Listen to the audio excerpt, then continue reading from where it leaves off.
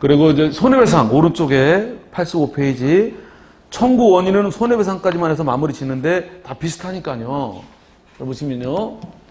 몇 가지 상식을 알려드리려고 그래요. 지금 요거 하고 나면 1시간 남아요. 이게 시간을 딱 50분 가까이 채워야 돼서 아까 마이크가 떨어지는 바람에 저는 이따 끝나고 20분 다시 찍고 들어가야 돼. 이 시간을 중간에 많이 쉬기가 어렵네. 요 시간은 졸려온 시간이라 좀 음악을 들으려고 했더니 요 분량이 맞아야 된다네. 저기 맞음. 그래서 근데 자, 이거 중요한 얘기. 이걸 여러분들이 직접 쓰지 않더라도 이걸 알고 있어야 되고 이게 뭔지 가닥을 잡아주고 서식집은 활용하면 되니까 말씀드립니다.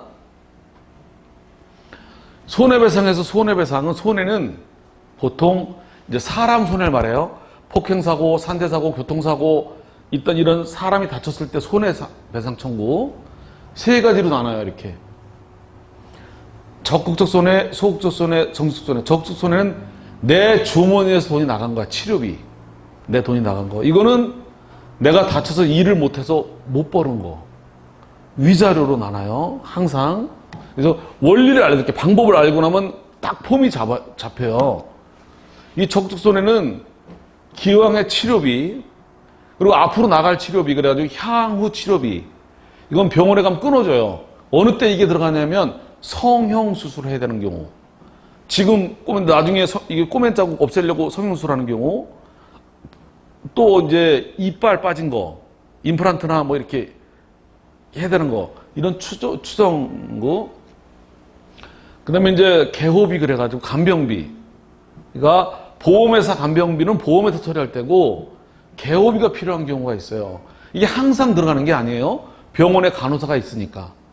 병원에 간호원 가지고는 안 되는 개호. 예컨대 대소변을 받아내고 계속 있어야 된다거나 거동을 못 해가지고 병원의 통상적인 간호사 가지고는 안 되는 특별한 그럴 때는 이 일당으로 개호비 청구가 소극적 손해가 문제가 돼요. 이거는 크지 않아요, 금액들이. 이거 빼놓고는 크지 않아요. 이게 뭐냐면, 못 버는 거. 이것도 두 가지, 제가 말씀드렸어요. 방향만 알려드린다. 그만 알면 돼요. 장애가 없는 거. 뭐 2주, 3주 치료받고 완쾌되는 거. 이건 그거 그냥 치료기간 동안 일 못한 손해만 청구하면 돼. 이것도 금액이 크지 않아요. 근데 문제는 장애가 있는 경우예요. 장애가 있는 경우. 자, 이거 판정이 이렇게 합니다. 영구장애가 있는 경우. 그러면 수입을 수명을 전제로 월수입 곱하기 가동연한 곱하기 중간이익 공제 곱하기 과실상계 이렇게 합니다. 자, 여기서 보면 월수입, 직장인은 월수입이 뻔해요. 근데 월수입이 없는 직업이 있어요. 그래서 아무 직업이 없는 사람은 정부노임 단가가 표가 있어요. 정부노임 단가 컴퓨터로 쳐도 나와요. 예전에 있는 게 책으로 나왔는데 지금은 컴퓨터로. 이것도 도시 정부노임하고 시골 노임하고 남자냐 여자냐에 따라 좀 달라.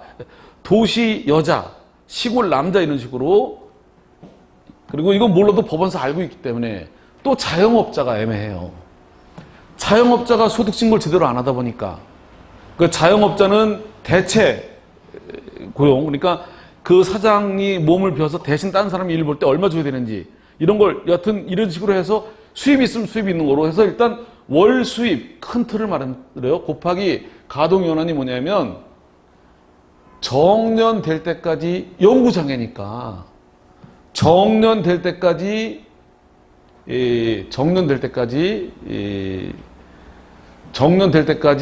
월 수입. 그래서 정년이 언제냐가 문제가 돼요. 정년이 언제냐가 문제가 돼요. 65세냐, 60세냐, 55세냐 이런 식으로. 야구 선수 이런 건 정년이 짧잖아요. 스포츠맨은. 근데 수명이 긴 직업도 있고 곱하기 여기 빠졌는데 장애. 다 보세요. 월 수입 곱하기 정년 곱하기 여기 장애율이 나와요. 장애율. 이렇게.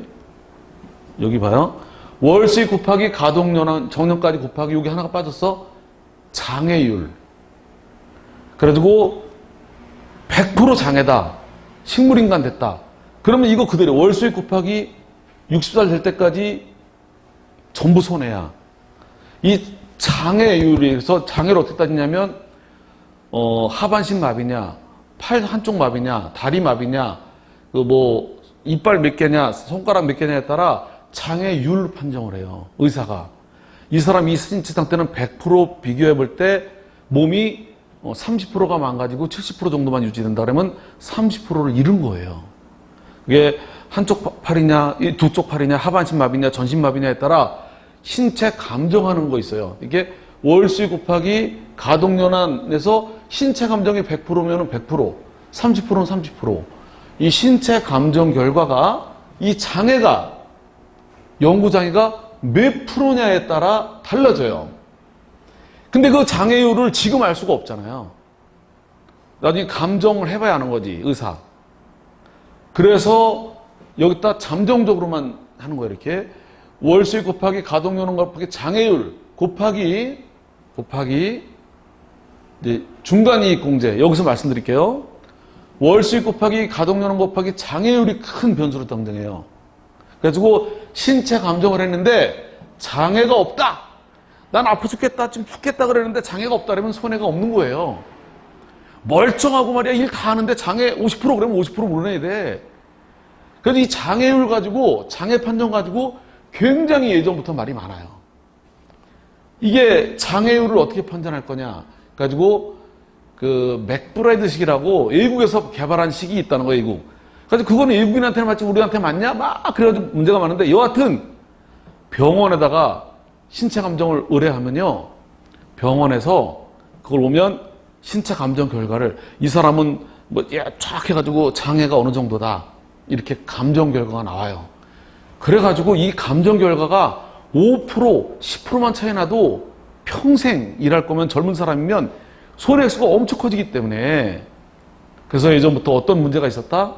예전에는 이게 병원에 이 입원하는 환자 원무과를 통해서 환자들을 알아가지고 그 환자한테 접근해서 나 어디 변호사실이다 어디 사무실이다 해가지고 아 우리 이게 전문이라 우리가 아는 병원의 감정을 의뢰하면 더 나온다. 막 이렇게 나올 것처럼 해서 이거 한만 해도 엄청 크니까.